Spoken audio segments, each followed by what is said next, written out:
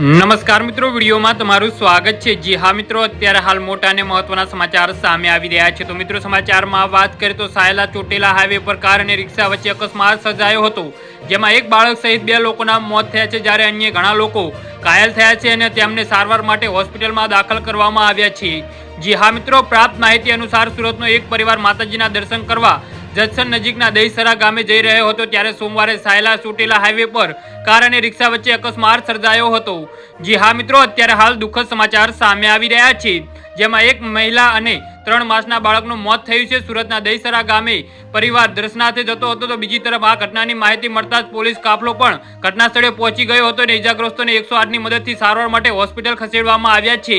અગાઉ સુરેન્દ્રનગરના વડવાણતા હાઈવે પર ડમ્પર ચાલકે 4 વાહનોને ટક્કર મારી હતી। આ અકસ્માતમાં 6 લોકો ઘાયલ થયા છે, જ્યારે સદભાવના ટ્રસ્ટની મહિલા કર્મચારીનું ઘટના સ્થળે જ મોત થયું હતું। અકસ્માત સર્જી ડમ્પર ચાલક ફરાર થઈ ગયો હતો।